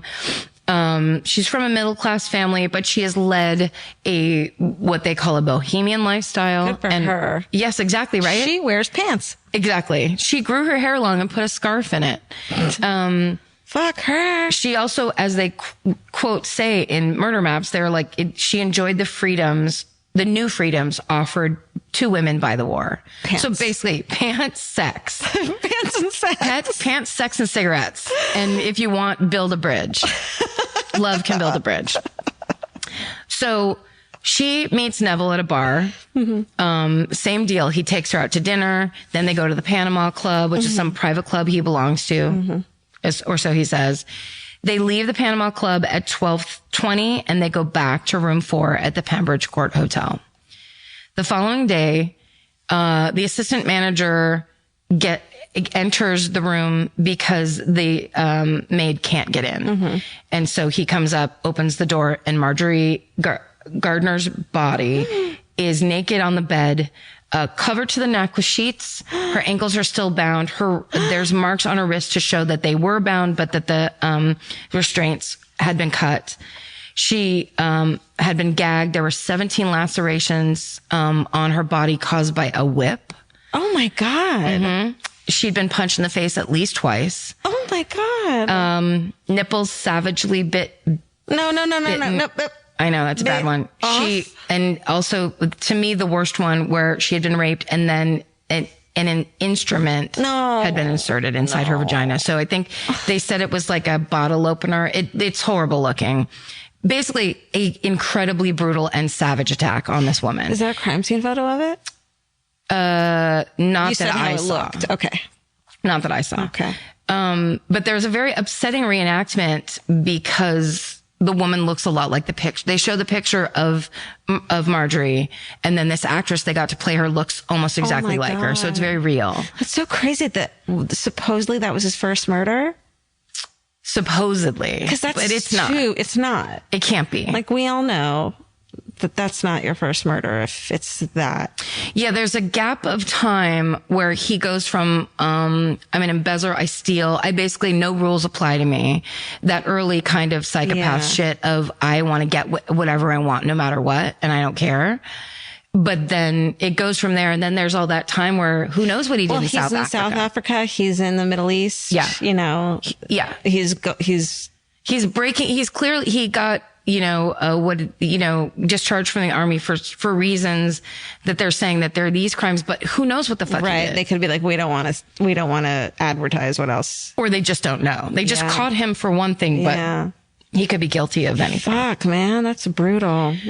So the thing is, and ultimately they find she was suffocated with a pillow. That's how she actually died. Neville Heath is nowhere to be found, obviously. Since he signed in under his own name, though, now he's on the run. Which means it wasn't premeditated. No. You know what I mean? That's a very good point. Yeah. Yeah. Why would you? Especially since he's so tricky and uses so many aliases everywhere in his life and goes so far as to pretend to have a limp and wear a monocle, that why would he then fuck up? Something pissed him off and he snapped. He snapped. Maybe. Who knows? Well, what he does do is takes the train to Bainbridge and goes to meet his brand new fiance, Yvonne's parents. Yvonne! So Yvonne, he's like, guess what? I'm coming to visit. Like, everything I said was real. I wasn't just super honey. drunk. Yeah. He goes to the parents' golf club and has dinner with the family. Then they leave and they go out to another club for drinks. And he realizes he has to give her his explanation of what happened in that room, because she was in the room with him, and that he knows the story is going to come out that Marjorie Gardner was murdered. Okay. So he tells Yvonne that he met a man who asked if he could borrow Neville's hotel room key so he could go fuck a lady. And Neville was like, sure, no problem, buddy. Take my key and I'll just go walk around the streets whistling with my hands in my pockets all night. And then that the murder was some other guy killing Marjorie. Right. And he was just the unlucky fella that gave his key to somebody. What are the chances? I mean, the odds are insane. The next day, the newspapers are filled with his picture and pleas to turn himself in. And so the family sees it.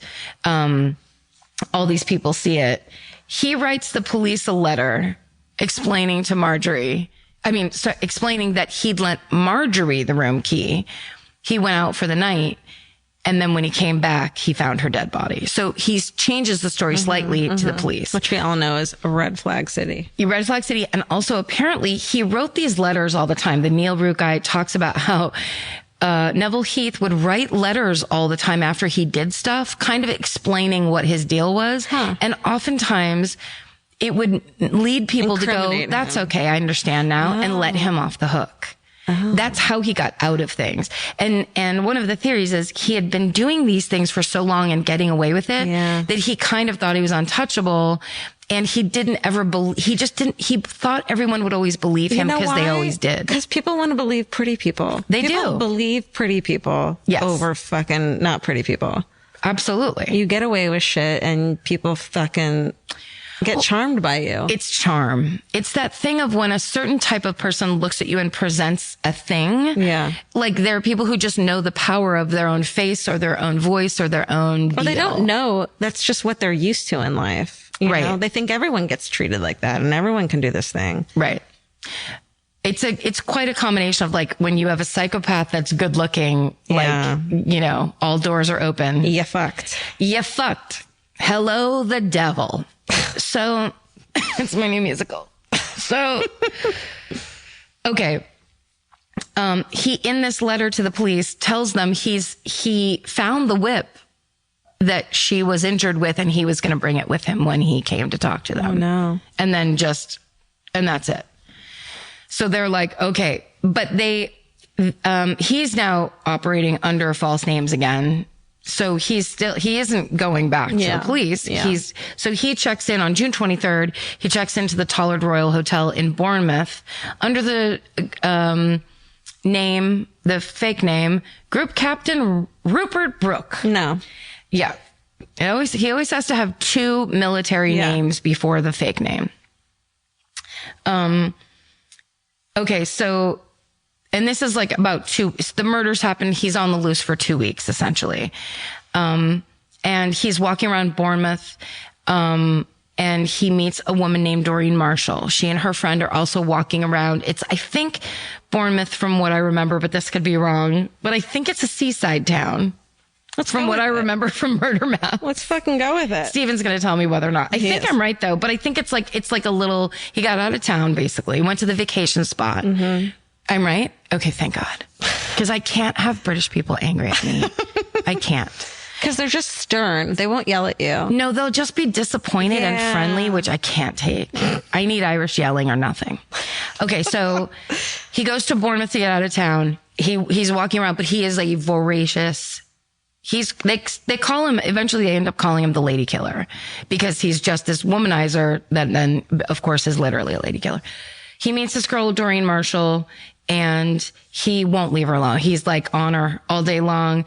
And at first she's into it, of course, because it's the good looking army captain or whatever, group captain. And then she fucking senses he's a creep. Yes. Fucking gut feeling tingling. Yes. And also because I think people like that, they can only keep that certain level of charm going for so long. Yeah. So once it's like especially if you're not going with the direction he's trying to take you. Yeah. Then he started getting real pushy and real insistent. Yeah. And in the hotel lobby, he was getting really pushy with Doreen. Yeah. And the night manager of the hotel actually saw it happen and saw her going into a panic about it. And that night manager was the last person to see her alive. Oh no. So he saw some kind of weird exchange between the two of them. Noticed it. It how was weird enough to notice. Yeah. How unhappy she was and made a note of it. So the next day, the manager of the Tollard receives a call from the Norfolk Hotel, which is where Doreen was staying, like on a different side of town. Uh-huh. And they called because she was last seen at that hotel getting into a cab to come to their hotel. Mm-hmm. And she never arrived and never came back. And I guess the friend was like, that's what I'm assuming. The friend was like, we have to figure out where my friend went. Yeah. And, the staff at the Tollard were becoming very suspicious of Group Captain Rupert Brooke because of all these things they were seeing him, these vibes they were getting from him and the behavior. So finally the police, meanwhile, putting all these things together, put together that Neville Heath and Rupert Brooke are the same person. And so he said he was from some like Air Force base in a place. It's a city In it's London. No. It's like Leicester. Okay. But I think it's Leicester. When have you ever cared? I know, but suddenly I'm holding my hair about it. I know you are really troubled. It's because it's probably Leicester. Leicester. Yeah, that's probably what it is. Probably what it is. Yeah. Oh, they're so mad. I can hear the tea spilling across this ocean. The police, it's the thing I said of coming back into, the police realized Neville Heath and Rupert Brooks are the same person. And Rupert Brooks, sorry.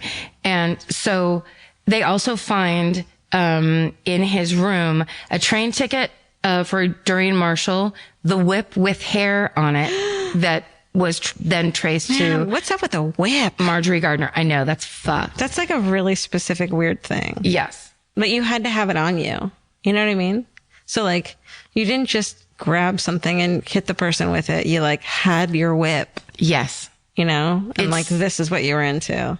Right. Which also then goes like, did he snap or was this a build? What did he, yeah. Or the thing of like, he brought it out and she wasn't into it and so he attacked her. It's like, no, he got off on. Yeah, well, and Marjorie was tied up. So like, was it fun times tied up? And oh, look, I have a whip. Or was it like, and then it all goes bad? Sure. Ugh. Oh, okay. Honey. So, a waitress walking her dog sees a strange swarm of flies, down near the beach. So then later on, when she sees the story of Marjorie Gardner's death in the paper, she grabs her dad and goes back down to that part of the beach to check out what the swarm of flies are. And there, Doreen Marshall's body is found, nude, arms tied behind her back, stabbed to death. That chick was a vintage murderino. She was the Ridge. A Ridge murderino. Because she had to make that connection where she was like, I'm sure there was a weird smell too, if there was a swarm of flies. But she kind of saw still be something. Like, it's a bird or whatever the fuck. That's right. But she was like, let's make sure. And he's like. And she's smart enough to not go, I'm going to go make sure by myself. Yeah. She's like, hey, Dad. Father power. Okay. So what Neville Heath had done when he was out of his hotel room, he went back by climbing up the outside of the hotel, up what they call a builder's ladder on the side of the hotel. And he basically snuck into his own hotel room, probably because he was covered in blood and had shit all over him and a knife and all that stuff because he had murdered Doreen. But he then the next morning told the story in like the lobby with other hotel residents as if it was, I pulled this prank on like the doorman. So he tried to make it, he was basically trying to establish this motive of, I was doing this fun, funny, crazy thing with the doorman. That's what I was doing last night. And that's what you're going to remember. Stupid. So, when the police question him, he claims that he blacked out. He has no memory of what happened during that night. He says that he came to on the beach looking at his bloody hands, that he washed his hands in the sea and then walked back to the hotel. But what it turned out happened was he took her down to the beach, attacked her, murdered her there. And before he murdered her, he took off all his clothes. Oh. So that when he was, because he knew he would be covered in blood. So when he was done stabbing her to death, he went in, washed himself in the sea, and then came back out and put his clothes on. That's how you know he knew what he was doing. Exactly right. Yeah. Not a snap. Nope. In this situation anyway. Planned. Pre-planned when you're like, I want to murder somebody, but I don't want my clothes to get dirty. Yeah. Fuck you, dude. Yeah. Okay. Absolutely. Fuck you, dude. On September... then he disposed of the knife, the ultimate proof that you're not insane. Sure. September 24th, 1946, the murder trial begins. His lawyers tried to claim insanity. And they did it by revealing his previous crimes and then saying this is a progressive mania that then built to murder. And then the Neil Root guy explains that you have to know what you're doing is wrong to cover it up. And that's the proof that it's not, you can't do, if they can prove you tried to cover it up, then that proves you're not insane. I love that rule. Yeah. Because it applies to so few actual murders. Yes. Yeah. And it's so clear. It's like, it makes so much sense. So he was found guilty and he eventually was hanged for the murders. Holy shit. But up until the end, and this is kind of an amazing like final moment for that show that I loved. Apparently the thing they used to do before they hung you was they gave you a shot of whiskey. Really? Like a glass, you know. It's like they're going to give you dental surgery or they're going to hang you. You're right. So you kind of got like one quick thing before you went. And he said to the hangman, considering the circumstances, you might want to make it a double.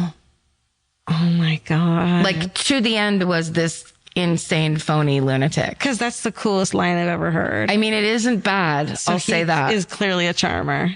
Yeah. The lady killer, Neville Heath. I don't know.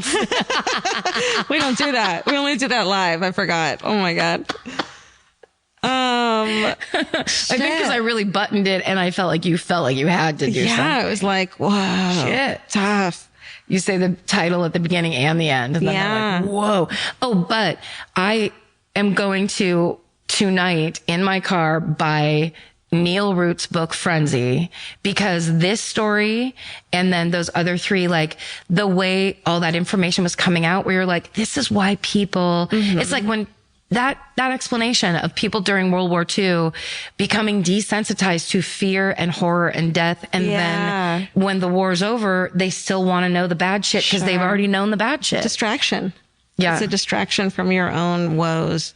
Yes. And they were saying, like, for the soldiers, it's a celebration that it's not them. I think that's what it is for us today. You know, like we know these things can happen and all this horrible shit can happen, and hearing about it makes it, legitimizes it and makes it true. And we're aware of it and we're not trying to fucking shelter ourselves from shit because, man, life's a bitch. Life's a bitch. And we're so lucky. We're so lucky. And there's another book that I'm reading that's about murder in like the early 1800s in England.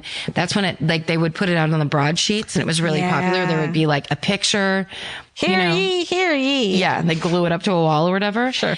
And it's I'll get the title of the book for next time. But in that, the author was saying, that it's like sitting inside a house when there's a thunderstorm outside, where you enjoy the raindrops on the window pane. That's exactly it. Because you're inside in the warmth with protection. That's exactly it. Or like when you're in an earthquake and you know it's not going to be that bad and you're just like, this is so fucking cool and fascinating. Yeah.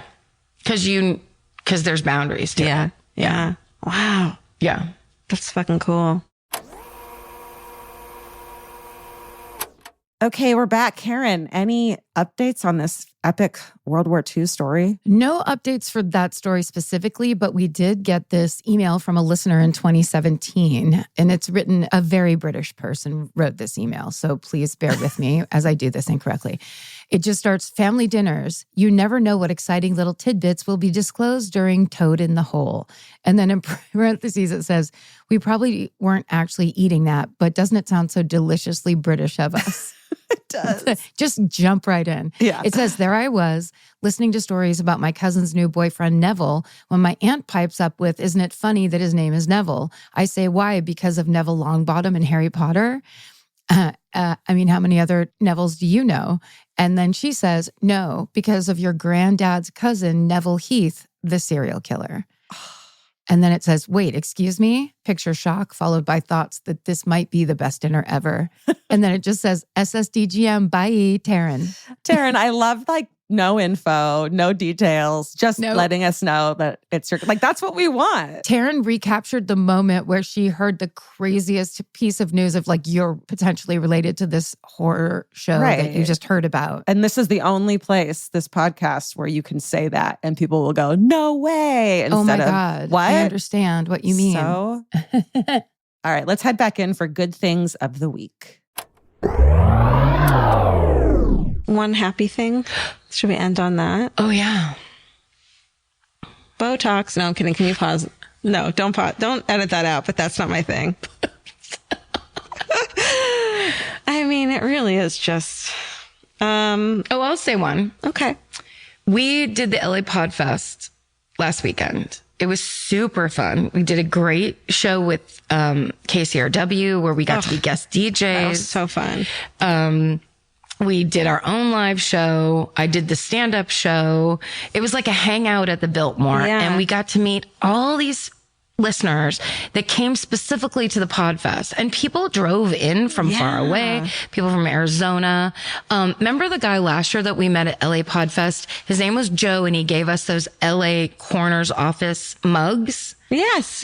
I still have mine. Well, he came back again and gave us a travel mug and an apron, also from the Corners office. And I went, sorry, remind me, do you work at the Corners office? He goes, no, I just love that they have a gift shop. And there was just like, we met so many cool people and actually got to like hang for a second and talk to people. It was really nice. It felt very much like a, like we're all just chilling situation. It was very fun. And I will say for that stand-up show, which I don't love doing anymore just because I don't work on it and whatever. Yeah. But that was fun because it's an audience of people who really love and care about comedy for the most part, for that Podfest anyway.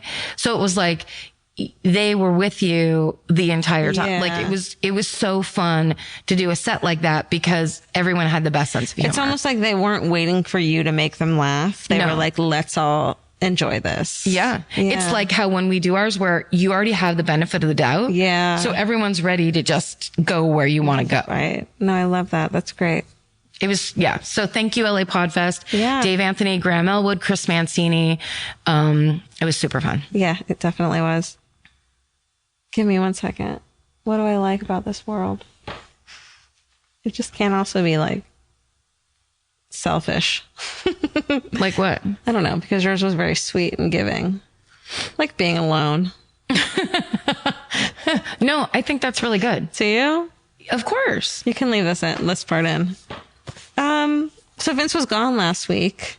Missed him. Love him. It's so quiet and weird here without him. But God, there's something about being alone and just like watching whatever you want to watch and lots of farting and drinking, having a drink and talking to your cats and like singing stupid songs. And I really enjoy that a lot. Yeah. In a way that's like, doesn't mean I don't love Vince.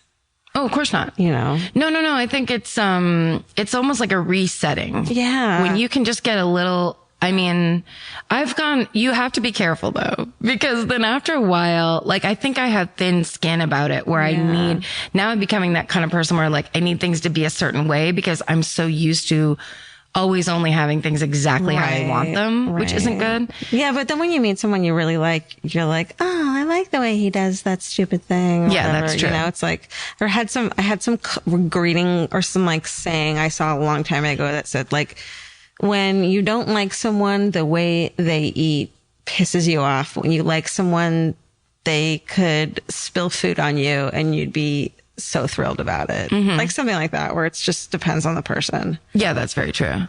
But there is something very zen about just like being in silence or just kind of doing what you want and not always, for so long, I really always had to have like 3 people around me at all times. And, it's just kind of knowing yourself too and knowing what you would be like alone and your schedule and like how you would fall asleep at night, which is apparently on a fucking naked bed with my fucking vintage comforter just and no sheets covering me. And it's kind of cool to check back in with yourself like that. Yeah, I think that's really good. Yeah. And then when Vince came home, I was like, great, I got to be a human again. And I actually have to shower. Yeah, he's very strict about that stuff.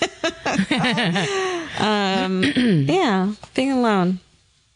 Consider it. Consider it for a hot second. And we're back. Okay, so we originally titled this episode Peak Experience. But if we were naming it today based on the episode that just happened, maybe we would call it... We could call it Swear to Almost, which was Georgia being almost positive that Danny Glover was the host of Cold Case Files. So instead of saying swear to God. That means I was right, because I wasn't right. It was right for you to backtrack. That's right. Okay, we could also call it Giants for You, because I love that you have that interest, Karen. Giants for you. Of course, me and Sister Rita Rose, who my foundational memory of Amityville Horrors with that old nun who also taught my mother. We've got Insane Phony Lunatic. Love that. And then, of course, Downton Abbey. Downton Abbey. That's the really dark, sad goth Downton Abbey. I still think that's a great idea. It's funny. All right, well, let's have Elvis say goodbye back in the pod loft in 2017. All right. Well, thanks for listening. Stay sexy. And don't get murdered. Bye. Bye. Elvis, use your microphone. Elvis, Want a cookie? want a cookie? Whoa. Oh, the big yes. You just blew doors on that one. Bye. Bye. Yeah, we heard you. Hey everybody, here's the thing about other home security systems. They're all designed for after the window breaks, after someone's inside, after you get the notification, after the police come. SimpliSafe is the first system designed for before, stopping a break-in before it even begins. That's right. Unlike traditional security systems that only alert you after a break-in is already underway, SimpliSafe is designed to help prevent the crime before it starts. Their cameras can detect suspicious activity at the perimeter and alert live U.S.-based agents. Then SimpliSafe's agents assess the threat, intervene, speak through the camera to scare off the intruders, and call for 911 dispatch. That's right, and SimpliSafe has been protecting your world for 20 years, everybody. So celebrate their anniversary and save 60% on your new SimpliSafe system at simplisafe.com/stuff. That's 60% off, you guys, at simplisafe.com/stuff. Plus, when you order, write in our show name and the How Did You Hear About Us survey to let them know that we sent you. Don't forget, there's no safe like SimpliSafe. I'm Nancy Glass, host of the Burden of Guilt Season 3 podcast. This is a story about a horrendous situation that destroyed 2 families. It's a scorched earth war that shows just how far someone will go to get what they want. Cindy said I had to choose between the truth and my family, and I had to choose the truth. Listen to Season 3 of Burden of Guilt on the iHeartRadio app, Apple Podcasts, or wherever you get your podcasts. Betrayal Weekly is back with brand new stories. From threatening text messages disturbing a small Midwestern town. It was from an unknown number. Who else is getting these messages?